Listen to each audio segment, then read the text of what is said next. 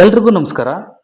ಕರ್ನಾಟಕ ಸರ್ಕಾರದ ಅರಣ್ಯ ಇಲಾಖೆ ಮತ್ತು ಅರಣ್ಯ ಮಹಾವಿದ್ಯಾಲಯ ಪೊನ್ನಂಪೇಟೆ ಇವರ ಸಂಯುಕ್ತಾಶ್ರಯದಲ್ಲಿ ದಿನಾಂಕ 11/6/2025ರಂದು ಮಹಾವಿದ್ಯಾಲಯದ ವಿಚಾರ ಸಂಕಿರಣ ಕೊಠಡಿಯಲ್ಲಿ ನಡೆದ ಜೀವವೈವಿಧ್ಯ ಮತ್ತು ಸಂರಕ್ಷಣೆ ಕಾರ್ಯಕ್ರಮದಲ್ಲಿ ಡಾಕ್ಟರ್ RN ಕೆಂಚಾರೆಡ್ಡಿ, ಪ್ರಾಧ್ಯಾಪಕರು ಕೀಟಶಾಸ್ತ್ರ, ಇವರು ವಿಶೇಷ ಅತಿಥಿಯಾಗಿ ಭಾಗವಹಿಸಿ ಭಾಷಣವನ್ನು ಮಾಡಿ ರೈತರಿಗೆ ಮತ್ತು ವಿದ್ಯಾರ್ಥಿಗಳಿಗೆ ಅಳಿವಿನಂಚಿನಲ್ಲಿರುವ ಸಸ್ಯಗಳು ಮತ್ತು ವನ್ಯಜೀವಿಗಳ ಮಹತ್ವ ಹಾಗೂ ಅದರ ಸಂರಕ್ಷಣೆ ಕುರಿತು ಮಾಹಿತಿ ನೀಡಿದರು.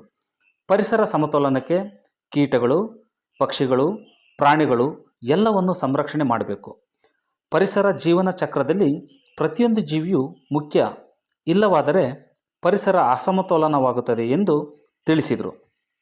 ಎಲ್ಲರೂ ತಪ್ಪದೆ ಈ ಭಾಷಣದ ತುಣುಕನ್ನು ನೋಡಬೇಕಾಗಿ ವಿನಂತಿಸುತ್ತೇನೆ. ಇತ್ತೀಚೆಗೆ ವಿಜಯ ಕರ್ನಾಟಕದಲ್ಲಿ ದಿನಾಂಕ 9/6/2025ರಂದು ಲೇಖನವನ್ನು ಪ್ರಕಟಿಸಿ ಆನೆ ದಾಳಿ ತಡೆಗಟ್ಟುವಲ್ಲಿ ಹನಿ ಟ್ರ್ಯಾಪನ್ನು ಅಂದರೆ ಜೇನುನೊಣದ ಬೇಲಿ ಬಳಕೆಯಿಂದ 70% ಆನೆ ದಾಳಿ ತಡೆಗಟ್ಟಬಹುದು, ಪರಿಣಾಮಕಾರಿಯಾಗಿ ಕೆಲಸ ಮಾಡುತ್ತದೆ ಎಂದು ಪ್ರಾಯೋಗಿಕವಾಗಿ ಮಾಡಿ ತೋರಿಸಿದ್ದಾರೆ. ಇದರಿಂದ ಆನೆ ದಾಳಿ ಮತ್ತು ಮಾನವ ಸಂಘರ್ಷ ತಪ್ಪಿಸಲು ಸಹಕಾರಿಯಾಗಲಿದೆ. ರಿಹಾಬ್ ಯೋಜನೆ 2021 ಕರ್ನಾಟಕ ಸರ್ಕಾರದ ಈ ಯೋಜನೆ ಅನುಷ್ಠಾನದಲ್ಲಿ ಪ್ರಮುಖ ಪಾತ್ರವನ್ನು ವಹಿಸಿದ್ದಾರೆ.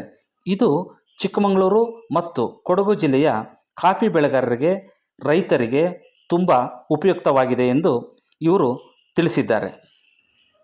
ವೇದಿಕೆಯಲ್ಲಿ ಉಪಸ್ಥಿತರಿರುವ ಮಾನ್ಯ ಡೀನ್ರವರೇ, ಹಿರಿಯ ಪ್ರಾಧ್ಯಾಪಕರುಗಳೇ ಮತ್ತು ಅರಣ್ಯ ಇಲಾಖೆಯ ಸಹಾಯಕ ಅರಣ್ಯ ಸಂರಕ್ಷಣಾಧಿಕಾರಿ ಶ್ರೀಯುತ ಶ್ರೀನಿವಾಸ್ ನಾಯಕ್ ಅವರೇ, ಮತ್ತು ಇಲ್ಲಿ ಉಪಸ್ಥಿತರಿರುವ ಎಲ್ಲ ನನ್ನ ಸಹೋದ್ಯೋಗಿ ಮಿತ್ರರೇ, ವಿದ್ಯಾರ್ಥಿಗಳೇ ಹಾಗೂ ರೈತ ಮಹಿಳೆಯರೇ ಮತ್ತು ಮಹನೀಯರೇ, ಈಗ ನಾನು ಈ ಸಂದರ್ಭದಲ್ಲಿ, ಯಾಕಂದರೆ ಮುಂದೆ ಎಲ್ಲ ವಿಷಯ ಪರಿಣತರು ಹಲವಾರು ವಿಚಾರಗಳನ್ನು ಮಂಡನೆ ಮಾಡಲಿದ್ದಾರೆ, ಡಾಕ್ಟರ್ ಜಡೇಗೌಡರು, ಡಾಕ್ಟರ್ ಸತೀಶ್ ಅವರು, ಈ ಒಂದು ವಿಚಾರದ ಬಗ್ಗೆ ನಾನು ಹಾಗೆ ಒಂದಷ್ಟು ಪ್ರಾಸ್ತಾವಿಕವಾಗಿ ಈ ವಿಚಾರದ ಬಗ್ಗೆ, ಯಾವುದು ಈ ಅಳಿವಿನಂಚಿನಲ್ಲಿ ಇರ್ತಕ್ಕಂಥ ಸಸ್ಯಗಳು, ಪ್ರಾಣಿಗಳು, ಇವುಗಳ ಮಹತ್ವ ಏನು ಅನ್ನೋದ್ರ ಬಗ್ಗೆ ಹಾಗೆ ಸಂಕ್ಷಿಪ್ತವಾಗಿ ನನಗೆ ಇರೋ ಒಂದು ತಿಳುವಳಿಕೆಯಲ್ಲಿ ಒಂದಷ್ಟು ವಿಚಾರವನ್ನು ತಮ್ಮ ಜೊತೆ ಹಂಚಿಕೊಳ್ಳಿಕ್ಕೆ ಅಂತ ಇಷ್ಟಪಡ್ತೇನೆ.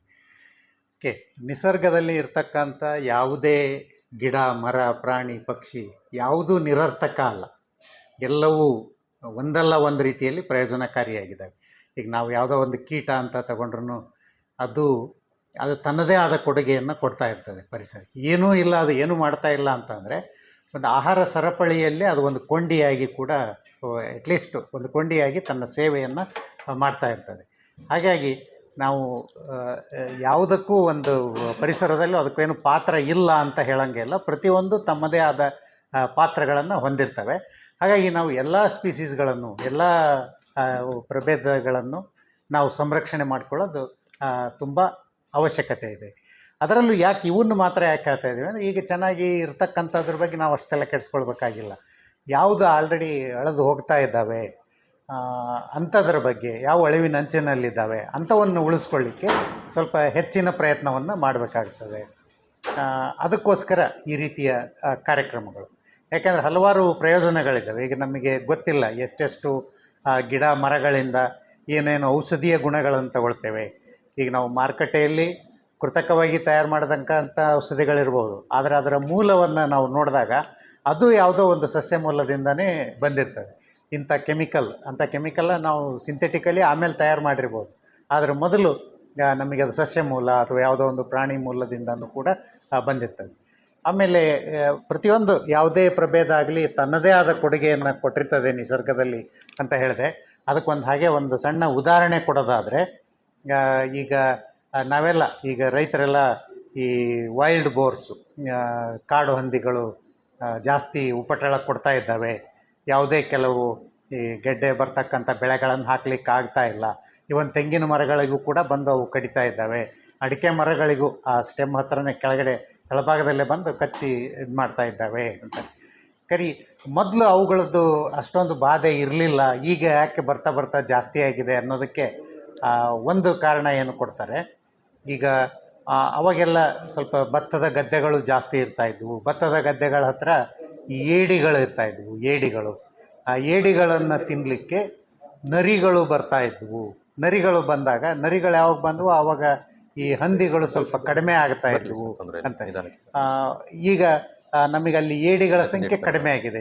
ಒಂದು ಭತ್ತದ ಗದ್ದೆಗಳು ಕಡಿಮೆ ಆಯಿತು. ಇವನ್ ಭತ್ತದ ಗದ್ದೆ ಇದ್ದರೂ ಕೂಡ ಅಲ್ಲಿ ಕೀಟನಾಶಕಗಳ ಹೆಚ್ಚು ಬಳಕೆಯಿಂದ ಆ ಏಡಿಗಳ ಸಂಖ್ಯೆ ಕಡಿಮೆ ಆಯಿತು. ಏಡಿಗಳ ಸಂಖ್ಯೆ ಕಡಿಮೆ ಆದಾಗ ಅದ್ರ ಮೇಲೆ ಅದನ್ನು ತಿನ್ನಲಿಕ್ಕೆ ಅಂತ ಬರ್ತಾ ಇದ್ದ ನರಿಗಳ ಸಂಖ್ಯೆ ಕಡಿಮೆ ಆಯಿತು.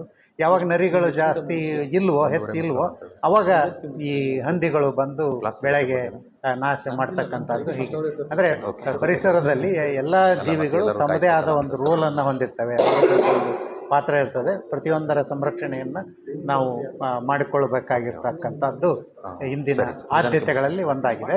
ಹಾಗಾಗಿ ಈ ಒಂದು ನಿಟ್ಟಿನಲ್ಲಿ ಈಗ ಅರಣ್ಯ ಇಲಾಖೆ ಹಾಕ್ಕೊಂಡಿರ್ತಕ್ಕಂಥ ಕಾರ್ಯಕ್ರಮ ಬಹಳ ಪ್ರಸ್ತುತ ಅನ್ನಿಸ್ತದೆ. ಯಾಕಂದರೆ ನಾವು ಈ ಸಂರಕ್ಷಣೆಯ ಬಗ್ಗೆ, ಈ ಬೇರೆ ಪ್ರಾಣಿ ಇರಲಿ, ಪಕ್ಷಿ ಇರಲಿ, ಸಸ್ಯ ಪ್ರಭೇದಗಳಿರಲಿ, ಇವುಗಳ ಸಂರಕ್ಷಣೆಯ ಬಗ್ಗೆ ಇದು ಇವತ್ತಿನ ಮಾತಲ್ಲ. ಸಂರಕ್ಷಣೆ ಆಗಬೇಕು, ಅವುಗಳನ್ನು ಮುಂದೆ ನಾವು ಬಳಕೆ ಮಾಡಿಕೊಳ್ಬೇಕು ಅನ್ನೋ ಇದಕ್ಕೆ ನಾವು ಹಿಂದೆ ನಮ್ಮ ರಾಮಾಯಣ ಇಂಥದ್ರಲ್ಲಿ ನೋಡಿದಾಗಲೂ ಕೂಡ ಅಲ್ಲಿ ಉದಾಹರಣೆಗಳಿದ್ದಾವೆ. ಈಗ ಒಂದು ಉದಾಹರಣೆ ನಾನು ಹೇಳಲಿಕ್ಕೆ ಇಷ್ಟಪಡ್ತೇನೆ. ನೀವು ಕೇಳಿರ್ಬೋದು, ಶ್ರೀರಾಮನ ಆ್ಯನ್ಸಿಸ್ಟರ್ಸ್ ಅಂತ ಕನ್ಸಿಡರ್ ಮಾಡ್ತೇವೆ ಯಾರು, ದಿಲೀಪ ಚಕ್ರವರ್ತಿ. ಆ ದಿಲೀಪ ಚಕ್ರವರ್ತಿ ಏನೋ ಒಂದು ಕಾರಣಕ್ಕೆ ಅವನಿಗೊಂದೇನೋ ಶಾಪ ಇರ್ತದೆ ಅಂತ ಹೇಳ್ತಾರೆ. ಆ ಶಾಪಕ್ಕೋಸ್ಕರ ಅವನಿಗೆ ಮಕ್ಕಳಾಗಿರೋದಿಲ್ಲ. ಅದಕ್ಕೆ ಆ ಶಾಪಕ್ಕೆ ಏನು ಪರಿಹಾರ ಅಂತ ಕೇಳಿದಾಗ ಅವನು ಈ ನಂದಿನಿ ಅಂತ ಹೇಳ್ತದೆ, ಅದು ಕಾಮಧೇನುವಿನ ಮಗಳು ನಂದಿನಿ ಅಂತ ಹಸು. ಆ ಹಸುವಿನ ಒಂದು ಪಾಲನೆ ಮಾಡಬೇಕು ಅವನು, ಅದನ್ನು ನೋಡ್ಕೊಳ್ಬೇಕು ಅಂತ ಅವ್ರಿಗೆ ಯಾರೋ ಹೇಳ್ತಾರೆ, ತಿಳಿದವ್ರು ಹೇಳಿದಾಗ ಅವನು ಅದರ ಸಂರಕ್ಷಣೆಗೆ ಅಂತ ಹೋಗ್ತಾನೆ. ಕಾಡಲ್ಲೇ ಇದ್ದ ಅವನು ಚಕ್ರವರ್ತಿ. ಅವನು ಆದರೂ ಕಾಡಿಗೆ ಹೋಗಿ ಒಬ್ಬ ಸಾಮಾನ್ಯ ಗೋಪಾಲಕನ ಥರ ಹೋಗಿ ಅದನ್ನು ಹಸು ಕಾಯ್ಕೊಂಡು ಅದರ ಬೇಕಾದಂಥ ಕಾರ್ಯಗಳನ್ನು ಮಾಡಿ ಅದರ ಸೇವೆಯನ್ನು ಮಾಡಬೇಕು ಅಂತ ಮಾಡಿಕೊಂಡು ಇರ್ತಾನೆ. ಒಂದು ಸತಿ ಹಾಗೆ ಕಾಡಲ್ಲಿ ಮೇಯಿಸ್ತಾ ಇರುವಾಗ ಒಮ್ಮೆ ಆ ಕಾಡಿನ ಸಂಪತ್ತು ಅದನ್ನೆಲ್ಲ ನೋಡಿ ಅದು ಏನು ವೈಭವಯುತ ದೃಶ್ಯ ಇರ್ತದೆ, ಕಾಡಿನ ದೃಶ್ಯ, ಅದನ್ನು ನೋಡ್ತಾ ಸ್ವಲ್ಪ ಮೈ ಮರಿತಾನೆ. ಅವಾಗ ಮೈ ಮರೆತಾಗ ಆಮೇಲೆ ನೋಡ್ತಾನೆ ಅದು ನಂದಿನಿ ಇರ್ತದಲ್ಲ ಹಸು, ಅದನ್ನು ಬಂದು ಒಂದು ಹುಲಿ, ಒಂದು ಸಿಂಹ ಹಿಡ್ಕೊಂಡ್ಬಿಟ್ಟಿರ್ತದೆ.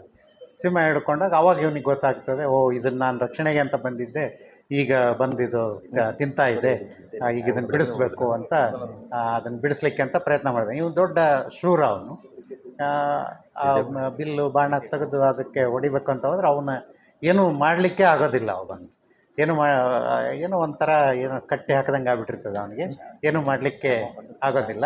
ಆವಾಗ ಒಂದು ಚರ್ಚೆ ಬರ್ತದೆ. ಅಲ್ಲಿ ಆ ಸಿಂಹ ಇದ್ದರೂ ಕೂಡ ಅದು ಮನುಷ್ಯರ ಥರ ಮಾತಾಡ್ತದೆ. ಮಾತಾಡುವಾಗ ಒಂದಷ್ಟು ಚರ್ಚೆಗಳು ಆಗ್ತವೆ. ಆವಾಗ ಅದು ಹೇಳ್ತದೆ, ಇಲ್ಲ ನಾನು ಇಲ್ಲಿ ಯಾಕಿದ್ದೇನೆ ಅಂತಂದರೆ ನನಗಿದು ಆಹಾರ. ನನಗೆ ಯಾಕಿದು ಆಹಾರ ಅಂತ ಅಂದರೆ ಇಲ್ಲಿ ಒಂದು ಮರ, ನಂದಿ ಮರ ಅಂತಲೂ ಹೇಳ್ತಾರೆ, ಇನ್ನು ಬೇರೆ ಸ್ಪೀಸೀಸ್ ಬಗ್ಗೆ ಹೇಳ್ತಾರೆ. ಇಲ್ಲೊಂದು ನಂದಿ ಮರ ಇದೆ. ಆ ನಂದಿ ಮರ ಅದು ಸಾಕ್ಷಾತ್ ಪಾರ್ವತಿ ನೆಟ್ಟಿರ್ತಕ್ಕಂಥದ್ದು, ಪಾರ್ವತಿಗೆ ಭಾಳ ಪ್ರಿಯವಾಗಿದ್ದು, ಅದನ್ನೊಂಥರ ಮಗ ಅಂತಲೇ ತಿಳ್ಕೊಂಬಿಟ್ಟಿದ್ದಾಳೆ. ಆ ಷಣ್ಮುಖನಿಗೆ ಸಮ ಅದು, ಆ ರೀತಿ ನೋಡ್ಕೊಳ್ತಿದ್ದಾಳೆ ಪಾರ್ವತಿ. ಅದಕ್ಕೇನು ಡ್ಯಾಮೇಜ್ ಆಗಬಾರ್ದು ಅಂತ ಒಂದು ಸರ್ತಿ ಬಂದು ಒಂದು ಆನೆ ಬಂದು ಅದು ಮೈ ಉಜ್ಜಿಬಿಟ್ಟಿತ್ತು. ಆ ಮೈ ಉಜ್ಜಿದಾಗ ಅದು ತೊಗಟೆ ಎಲ್ಲ ಕಿತ್ತೋಗಿತ್ತು. ಅವಾಗ ಮರದಿಂದ ರಸ ಸುರಿತಾ ಇತ್ತು. ಅದನ್ನು ನೋಡಿ ಪಾರ್ವತಿಗೆ ಭಾಳ ದುಃಖ ಆಗಿತ್ತು. ಹಾಗಾಗಿ ಅವತ್ತಿಂದ ನನ್ನನ್ನು ಇಲ್ಲಿ ನೇಮಕ ಮಾಡಿದ್ದಾರೆ, ಇದನ್ನು ನೀನು ನೋಡ್ಕೋಬೇಕು, ಯಾವುದೂ ತೊಂದರೆ ಆಗಬಾರ್ದು ಈ ಗಿಡಕ್ಕೆ ಅಂತ ಹೇಳ್ತದೆ ಅದು ಸಿಂಹ. ಹಂಗಾರೆ ಹಂಗೆ ಒಂದು ಆ ಕೆಲಸವನ್ನು ವಹಿಸಿದಾಗ ಅವ್ರಿಗೆ ಒಂದು ಸ್ಟ್ಯಾಂಡಿಂಗ್ ಆರ್ಡರ್ ಶಿವ ಕೊಟ್ಟಿರ್ತಾನಂತವ್ರು. ಏನು ಅಂದರೆ ಇಲ್ಲಿ ಕೆಲವು ಪ್ರಾಣಿಗಳು ಬರ್ತವೆ, ಅವನ್ನ ನೀನು ಬೇಕಾದ್ರೆ ತಿನ್ಬೋದು, ಆಹಾರಕ್ಕಾಗಿ ಎಷ್ಟು ಬೇಕೋ ಅಷ್ಟು ತಿನ್ಬೋದು ಅಂತ ಒಂದು ಆರ್ಡರ್ ಇದೆ ನನಗೆ. ಹಾಗಾಗಿ ಇಲ್ಲಿ ಬಂದಂಥ ಪ್ರಾಣಿ ತಿನ್ಲಿಕ್ಕೆ ನನಗೆ ಹಕ್ಕಿದೆ. ಇದು ನಂದಿನಿ ಇಲ್ಲೇ ಬಂದಿದೆ, ನಾನು ತಿಂತೀನಿ ಅದನ್ನು, ನೀನೇನು ತಲೆ ಕೆಡಿಸ್ಕೋಬೇಡ, ಹೋಗು ಅಂತ ಹೇಳ್ತಾನೆ.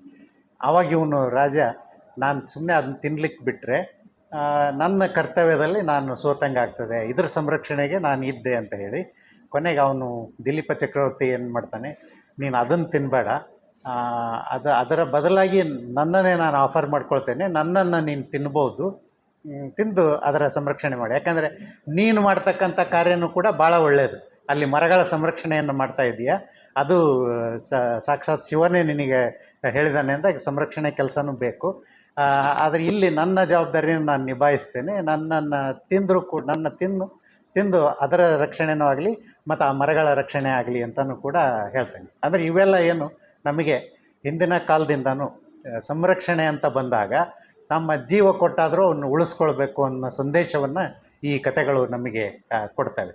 ಹಾಗಾಗಿ ಇವತ್ತಿನ ದಿವಸ ನಾವು ಯಾವ್ಯಾವ ಈ ಒಳವಿನಂಚಿನಲ್ಲಿರ್ತಕ್ಕಂಥವು ಇಂಥ ಸಸ್ಯ ಪ್ರಭೇದಗಳು, ಪ್ರಾಣಿ ಪ್ರಭೇದಗಳ ಬಗ್ಗೆ ಹೆಚ್ಚು ವಿವರವಾಗಿ ತಜ್ಞರಿಂದ ತಿಳ್ಕೊಳ್ಳೋಣ.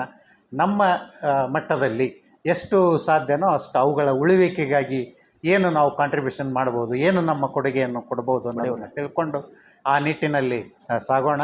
ಹಾಗೆ ಸಾಗಿದಾಗ ನಾವು ಇವತ್ತು ಒಂದು ಕಾರ್ಯಕ್ರಮವನ್ನು ಮಾಡಿದ್ದಕ್ಕೂ ಒಂದು ಸಾರ್ಥಕತೆ ಬರ್ತದೆ ಅಂತ ಹೇಳ್ತಾ ಇಲ್ಲಿ ಒಂದು ಅವಕಾಶಕ್ಕಾಗಿ ಎಲ್ಲರಿಗೂ, ಆಯೋಜಕರಿಗೂ ಮತ್ತು ಎಲ್ಲರಿಗೂ ವಂದಿಸಿ ನನ್ನ 2 ಮಾತುಗಳನ್ನು ಮುಗಿಸ್ತೇನೆ. ಧನ್ಯವಾದಗಳು.